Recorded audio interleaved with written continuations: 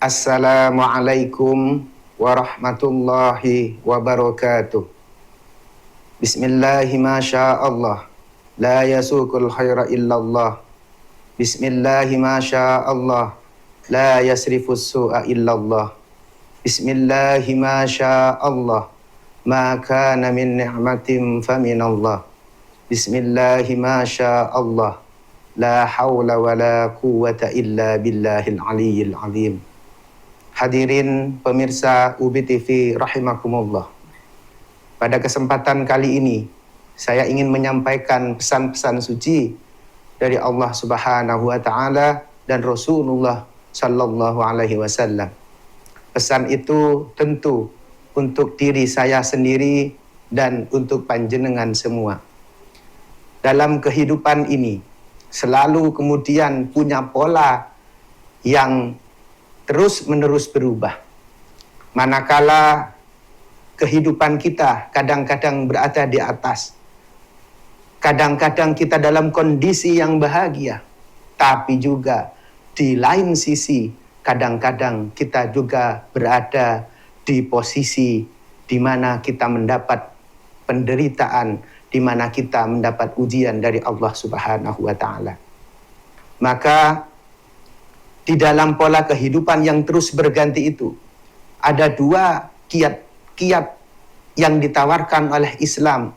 Yang pertama, ketika kita mendapat kebahagiaan, caranya adalah bersyukur. Yang kedua, ketika kita mendapatkan keburukan, ketika kita mendapatkan penderitaan, ketika kita mendapatkan ujian dari Allah Subhanahu wa taala, caranya adalah bersabar.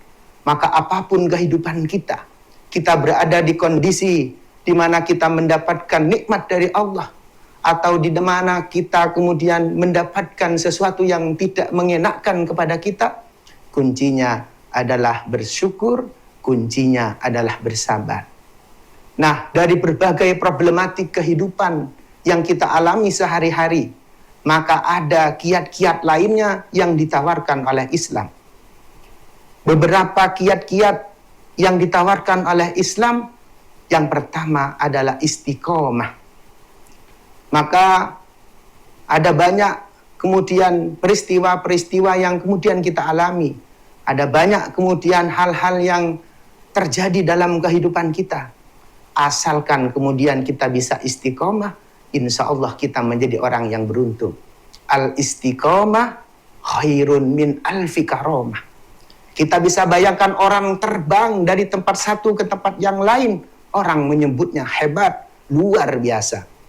Orang kemudian bisa berjalan di atas laut, di atas air. Orang menganggapnya itu karomah. Padahal hal-hal tersebut hanya bagian atau satu dari karomah-karomah yang ada. Maka kemudian bayangkan kalau kita bisa konsisten, kita bisa istiqomah dalam kebaikan, min alfi karomah. Kita mendapatkan lebih mulia, lebih baik dari 1000 karomah. Maka oleh karena itu, di dalam kesempatan kali ini, kita sebisa mungkin menjadi orang yang istiqomah. Kedua, agar kita bisa menjadi orang yang beruntung, maka ada hadis Nabi yang kemudian mengajarkan kita. Apa Nabi? Apa yang kemudian dikatakan oleh Nabi Muhammad SAW?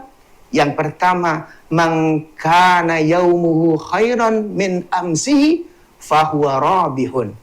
Barang siapa yang hari ini lebih baik dari hari kemarin, maka ia sesungguhnya menjadi orang yang beruntung. Kita tidak bisa bayangkan kalau kehidupan kita diisi dengan kebaikan, diisi dengan tambahan-tambahan kebaikan setiap hari. Maka detik bertambah detik, hari bertambah hari, bulan bertambah bulan, tahun bertambah tahun. Maka otomatis kita menjadi orang yang lebih baik, yang tentu dalam hadis Nabi disebutkan menjadi orang yang kemudian beruntung. Kawan-kawanku hadirin rahimakumullah. Bagaimana kemudian caranya agar kita bisa istiqomah, agar kita bisa menjadi orang yang tiap hari bertambah kebaikan kita? cara atau trik yang ditawarkan oleh Islam yang berikutnya adalah bagaimana kemudian kita bisa berilmu. Nah, untuk materi selanjutnya akan kita sampaikan setelah segmen berikut ini.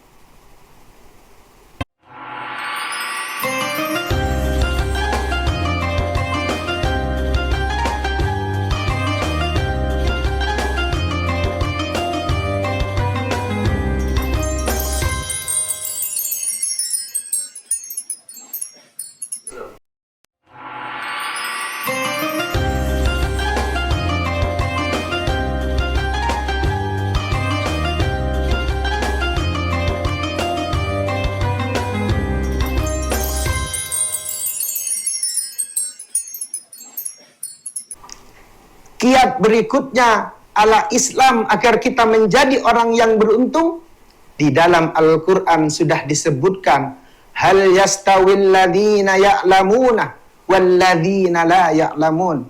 Apakah sama orang yang berilmu dengan orang yang tidak berilmu? Tentu jawabannya kita tahu semua. Maka patut kita bersyukur kepada Allah Subhanahu wa Ta'ala karena kita dipilih menjadi orang yang hidup dan diberikan kesempatan menjadi warga kampus di mana ilmu pengetahuan tersebar sangat luas. Karena dengan ilmu inilah kita menjadi orang beruntung. Man arada dunya fa'alaihi bil ilmi. Barang siapa yang menginginkan kebahagiaan di dunia, jawabannya adalah ilmu. Wa man arada al-akhirah fa'alaihi bil ilmi. Barang siapa juga yang menginginkan kebahagiaan di akhirat, jawabannya adalah ilmu. Waman aradahuma fa'alaihi bil ilmi. Dan barang siapa yang menginginkan kebahagiaan keduanya, jawabannya adalah dengan ilmu. Maka kita harus bersyukur kepada Allah Subhanahu wa Ta'ala. Karena memang menuntut ilmu itu adalah tuntunan sejak kita lahir sampai kita wafat. Bayangkan kemudian kita setiap hari menambah kebaikan, menambah ilmu pengetahuan, maka sesungguhnya bangsa kita, kemanusiaan kita akan semakin baik. Yang ini perlu kita evaluasi bersama. Berapa ribu sarjana hukum yang kemudian kita cetak, tapi hukum kita tidak ada peningkatan. Penegakan hukum kita masih tumpul ke bawah dan masih tajam ke bawah dan tumpul ke atas. Berapa banyak sarjana pertanian kita diwisuda setiap tahun, setiap bulan, tapi kita tidak pernah berdaulat di aspek pertanian. Berapa puluh ribu kampus sudah menciptakan sarjana-sarjana teknik, tapi kita tidak bisa berdaya dari aspek-aspek yang itu. Oleh sebab itu kawan-kawan, marilah kita berkomitmen bahwa semakin hari semakin menambah ilmu, karena itu untuk kebahagiaan kita, untuk keuntungan kita, untuk kebahagiaan bangsa kita, untuk kebahagiaan umat kita. Bahkan kalau boleh kita jujur, ayat pertama kali turun kepada Nabi Muhammad adalah Iqra, bacalah. Ini sesungguhnya pondasi Islam dibangun dengan ilmu pengetahuan. Maka mari kita evaluasi, jangan-jangan Islam kita tidak sempurna ketika kita menempatkan ilmu pengetahuan bukan di nomor satu. Oleh sebab itu kawan-kawan, marilah kemudian kita menuntut ilmu sebanyak mungkin. Dan ilmu itu untuk kepentingan kita, untuk kepentingan umat kita, untuk kepentingan kebahagiaan bersama. Cara atau kiat yang berikutnya agar kita beruntung, bahwa bukan hanya cukup berilmu saja. Berilmu, menjadi doktor, menjadi profesor, menjadi guru besar, menjadi cendekia, itu bukan tujuan Islam, walaupun mungkin ilmu pengetahuan adalah pondasi keislaman. Tujuan dari ilmu pengetahuan sendiri adalah kemanfaatan kepada umat, kemanfaatan kepada manusia yang lain. Bahkan ditegaskan bahwa khairun nas amfa'uhum linnas. Sebaik-baik kita adalah orang yang bermanfaat kepada orang lain. Maka kalau ilmu kita malah menciptakan kemudaratan, mari kita lihat, jangan-jangan niat kita berilmu bukan karena Allah Subhanahu wa Ta'ala. Kalau gelar doktor kita gunakan untuk kemudaratan umat, maka ilmu kita jangan-jangan bukan ilmunya Allah. Kenapa? Al-ilmu nurun. Ilmu itu adalah cahaya. Di mana dengan cahaya kita bisa berjalan, tidak lagi dalam kehidupan yang gelap. Dengan cahaya kita tidak akan terjerumus. Dengan cahaya kemiskinan tidak akan ada. Dengan cahaya kita tidak akan terjebak oleh hal-hal yang bersifat mudarat. Oleh sebab itu kawan-kawan, mari kita lihat, mari kita niatkan bahwa keilmuan kita khairun nas anfa'uhum linnas. Nah, untuk kiat yang berikutnya di dalam Islam, marilah kita lihat di segmen berikutnya.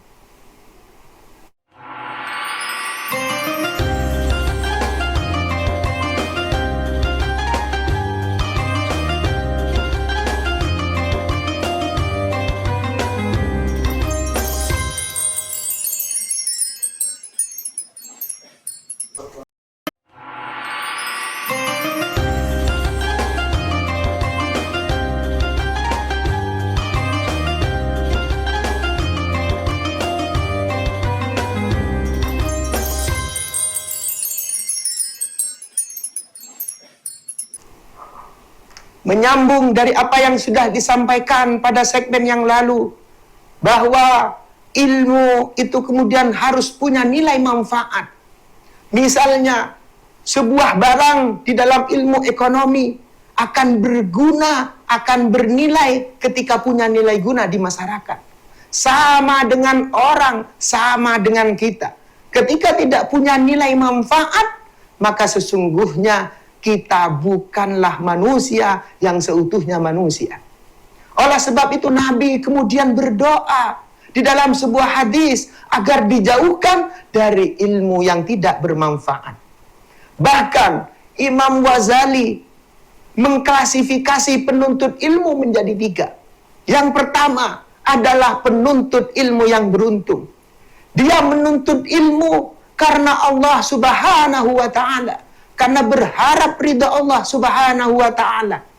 Karena niatnya Allah Subhanahu wa Ta'ala, maka kembalinya juga kepada Allah. Hadirin rahimakumullah. Niat kalau diibaratkan tubuh kita, niat itu adalah rohnya. Maka kebaikan kita kalau tidak diniati dengan niat yang betul, sama saja dengan tubuh kita yang tidak memiliki roh. Oleh sebab itu, semoga kita dijadikan orang yang oleh Imam Ghazali menjadi orang yang pertama tadi. Menuntut ilmu, menjadi orang yang berilmu, menjadi cendekia, menjadi doktor, menjadi profesor. Profesor yang ilmunya karena Allah, berharap ridha dari Allah Subhanahu wa Ta'ala. Yang kedua, orang yang menuntut ilmu, orang yang berilmu karena untuk aspek-aspek keduniaan. Baiklah kalau kemudian dia berilmu sesuai dengan apa yang dijanjikan oleh Islam. Man aradad dunya, man aradal akhirah, man aradahuma fa'alaihi bil ilmi. Yang sudah disampaikan tadi, bahwa kalau kita berilmu kita akan bahagia. Tapi kebahagiaan itu bukan tujuan dari ilmu. Maka klasifikasi yang ketiga menurut Imam Ghazali, orang yang menuntut ilmu, orang yang berilmu hanya karena untuk pamer. Gelarnya ditulis di mana-mana, al-doktor, al-profesor. Hanya untuk menyombongkan diri. Dia lupa bahwa tujuan dari ilmu an-nur, cahaya. Dia harus memberikan kehidupan yang terang benderang kepada masyarakat. Dia harus menyelesaikan problematika masyarakat, bukan malah menjadi problem masyarakat. Karena sesungguhnya Islam itu adalah agama yang menyelesaikan masalah. Oleh karena itu, semoga kita semua diberi kekuatan oleh Allah menjadi orang yang berilmu. Maka kalau kemudian bisa kita simpulkan, ada beberapa hal yang menurut Islam agar kita bisa menjadi orang yang berilmu. Yang pertama, menjadi orang yang beristiqomah. Yang kedua, menjadi orang yang hari ini bertambah kebaikannya. Yang ketiga, menjadi orang yang berilmu. Yang keempat, menjadi orang yang bermanfaat kepada orang lain. Yang kelima, menjadi cendekia yang kemanfaatannya, yang ilmunya semata-mata karena Allah Subhanahu wa Ta'ala. Barangkali itu yang bisa kami sampaikan. Semoga kita semua diselamatkan oleh Allah Subhanahu wa Ta'ala dan dijadikan muslim yang sejati. Wallahul muwaffiq ila aqwamit thoriq. Wassalamualaikum warahmatullahi wabarakatuh.